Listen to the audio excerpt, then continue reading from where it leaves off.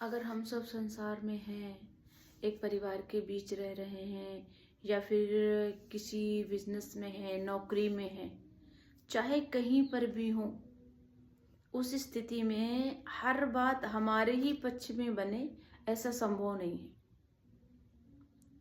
अगर आप घर में रह रहे हैं तो घर में अलग अलग पर्सन होते हैं, अलग अलग लोग होते हैं और अलग अलग रिश्ते होते हैं। उन रिश्तों में हमेशा आपके पक्ष में फैसला हो, ये भी संभव नहीं है। कभी ऐसा होगा कि आप जैसा चाह रहे हैं वैसी बातें हो जाएंगी, और कभी ऐसा होगा कि जैसा आप नहीं चाहते हैं उसके बाद भी वो बातें होंगी।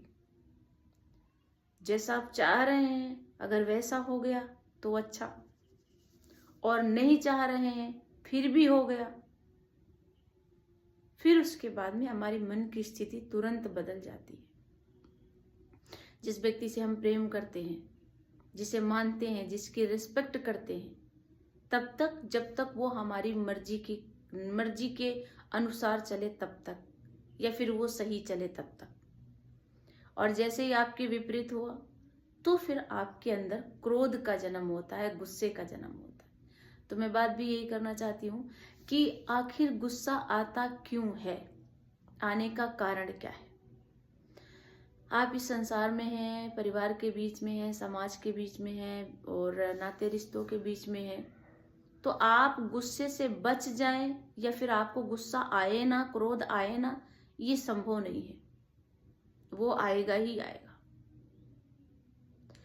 जिस चीज का निश्चित है आना, तो अब उसको हटा नहीं सकते।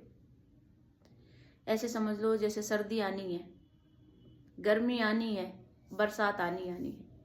आप इसको किसी भी स्थिति में मना नहीं कर सकते या फिर आप इससे बच नहीं सकते। वो आएगी ही आएगी। उसी तरीके से जिस तरीके ऋतुओं का आना तय है, वैसे ही शरीर में जो हमारी प्रकृति है सतगुण रजगुण तम गुण की, वो घटेंगे आपके व्यवहार के अनुसार, आपकी जो आचरण है और आपके आसपास का जो माहौल है उसके अनुसार वो घटेगा ही घटेगा। कब कब गुस्सा आता है व्यक्ति को, तो हमारे शास्त्रों में तो ये बताया गया अध्यात्म में कि कामना की इच्छा अगर मन में है, किसी भी कामना कई प्रकार की हो सकती हैं। मान सम्मान की भी होती है और अधिक धन कमाने की भी होती है। सम्मान की अंदर भूख होती है कि हमारा कोई सम्मान करे। ये सबसे बड़ी बात एक लाइन में अगर समझना चाहें तो ये है कि आपके अनुसार चीजें ना हों, तब व्यक्ति के अंदर गुस्से का जन्म होता है। अब हर स्थिति में गुस्सा नुकसानदायक ही है ये भी कहना ठीक नहीं होगा, क्योंकि हर स्थिति में अगर गुस्सा नुकसानदायक होता तो भगवान जी जो है रावण का कभी वध नहीं करते। तो कभी कभी क्रोध को अपना साथी बनाना पड़ता है। गुस्सा करते समय जो मुख्य रूप से ध्यान देने वाली बात यह है, उसको ध्यान देना चाहिए कि गुस्सा करते समय, क्रोध करते समय आपको अपना ध्यान होना चाहिए, अपने स्वरूप का ध्यान होना चाहिए कि आप कौन है। और गुस्सा जो कर रहे हैं वो एक अलग पार्ट है। अपने आप को और पार्ट को कभी मिलाओ मत। अगर मिला लोगे तो फिर उस स्थिति में आपकी बुद्धि काम करना बंद कर देती है। आपने गुस्सा किया और अगर आपने अपने स्वरूप को, अपने चेतन को, अपने जो है अपने आप को अलग नहीं रखा और गुस्से के साथ आप मिल गए, उस स्थिति में आपसे जो कुछ भी, जो फैसला होगा, जो मुख से बातें निकलेंगी या फिर जो आप करेंगे, उसका भुगतान आपको पलट के करना पड़ेगा। क्योंकि हम हमारे स्वरूप को भूल जाते हैं, अपने आप को ही भूल जाते हैं और गुस्से में कुछ ऐसा कर जाते हैं जो कभी नहीं करना चाहिए। उसका जो रिजल्ट आता है वो नुकसानदायक ही होता है। आया गुस्सा, क्यों आया?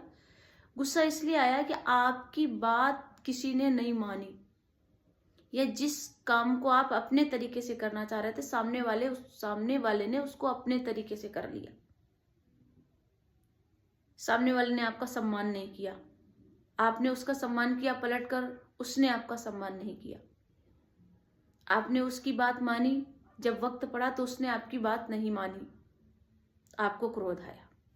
ठीक है, उस समय प्रकृति है, गुस्सा आएगा, लेकिन गुस्सा आए और आप जो कर रहे हैं उसका ही भान आपको ना रहे, उस स्थिति का जो गुस्सा होता है वो व्यक्ति का पतन कराने वाला होता है, बुद्धि को पूरा नाश करने वाला होता है। तो जब भी आप क्रोध करें, जब भी आप किसी पे गुस्सा करें, या फिर जब भी आप किसी से नाराज हो जाएं, तो उस स्थिति में खुद का बोध होना बहुत ही आवश्यक है। और खुद के बोध का विस्मृत होना ही और दुखों को निमंत्रण देना होता है। मान लीजिए कभी आपने किसी से कुछ कहा, किसी ने आपसे कुछ कहा और आपको अच्छा नहीं लगा। अगर आपने तुरंत रिएक्ट कर दिया तो फिर वो बात ज्यादा बढ़ जाती है, और बात आगे बढ़ जाती है तो फिर और प्रॉब्लम्स आती हैं और मुसीबतें आती हैं। गुस्सा करना कोई बुरी बात नहीं है। वक्त पड़े बच्चों को डांटना पड़ेगा, कोई काम है, कोई आपकी बिजनेस है, व्यापार है, कोई एम्प्लॉय अगर आपका जो है नुकसान कर रहा है, उसमें भी आपको गुस्सा करना चाहिए। अगर आप गुस्सा नहीं करेंगे, अनुशासन नहीं बनाएंगे, नियम नहीं बनाएंगे, तो टूट जाएगा सब कुछ, नुकसान हो जाएगा, फिर आप कभी कुछ आगे कर नहीं सकते। लेकिन उस गुस्से में अपने आप का भूल जाना, ये हमारे दुखों का निमंत्रण देना होता है। कभी कभी हम इतना बड़ा गलती सामने वाले की कम होती है, लेकिन हमारा गुस्सा इतना हाई पावर का हो जाता है कि हम इतनी बड़ी गलती कर बैठते हैं कि उसकी भरपाई करने में पूरा जीवन समाप्त हो जाता है। यूं कहो कि किसी ने कुछ किया तो हमने पलट कर उसे मार दिया, या फिर ऐसा कुछ नुकसान कर दिया, कुछ ऐसी बातें कर दी जिसकी भरपाई अपना जीवन खराब करके करनी पड़ती है। तो जब भी क्रोध करो तो इस बात का हमेशा ध्यान रखो, ये काम तो बिगड़ा, और आज अगर हमने अपने आप को नहीं संभाला तो आगे सब बिगड़ने वाला है।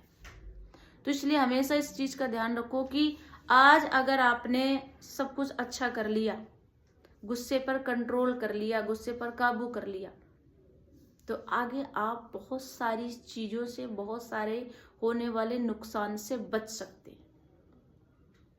और जरूरी ही नहीं है कि भैया हमने किसी के साथ में सम्मान से बात की तो पलट कर हमें भी सम्मान मिले, ये कोई जरूरी नहीं है। हमने किसी के साथ अच्छा किया तो सामने वाला हमारे साथ अच्छा ही करे, ये भी कोई जरूरी नहीं है। हम किसी के दुख में काम आए हैं, कोई हमारे दुख में काम आए, ये भी जरूरी नहीं है। हाँ, आप अच्छा कर रहे हो तो परमात्मा आपके साथ अच्छा करने वाले लोगों को बनाएगा, आपके दुख में भेजेगा ही भेजेगा। लेकिन जिसके साथ आपने किया है वही व्यक्ति आपके पास में आए, ये भी कोई जरूरी नहीं। इसलिए अब ये है कि जिसके साथ आपने अच्छा किया वो आपके जो है दुख में खड़ा नहीं हुआ तो आप उससे लड़ने लग जाएं, ये समझदारी नहीं है।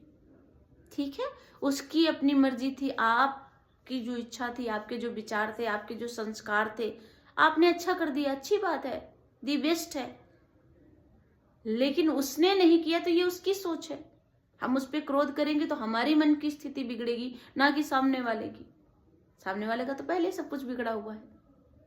तो इसलिए हमेशा ध्यान रखो कि क्रोध आएगा ही आएगा, आप इससे बच नहीं सकते। गुस्सा आएगा ही आएगा, आपको प्रतिक्रिया आप करने की इच्छा होगी, लेकिन वहां पर अगर आप थोड़ा रुक गए, थोड़ा ही रुक गए, तो आप बहुत सारी चीजों से बच सकते हैं।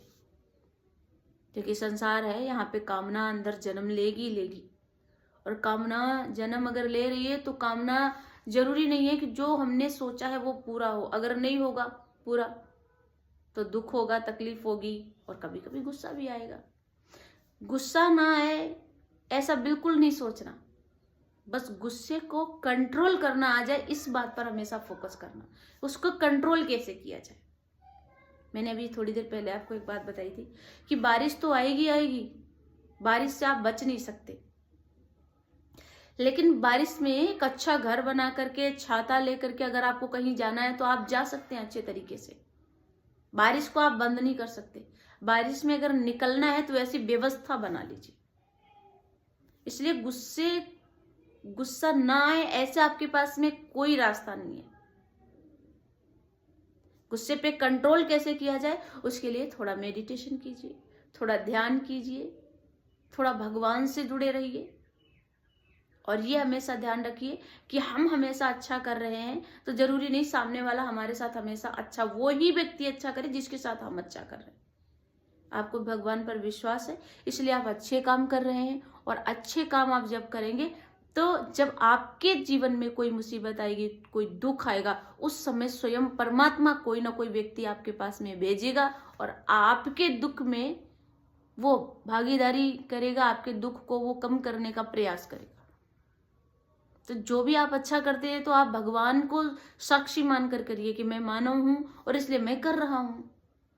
वो हमारे साथ ऐसा करे तो वो उसका कर्म जाने, उसकी सोच है, वो जाने। आपको अंदर से इंटरनली इतना ज्यादा परेशान होने की जरूरत नहीं है। गुस्से के साथ साथ बुद्धि का नाश होना निश्चित है।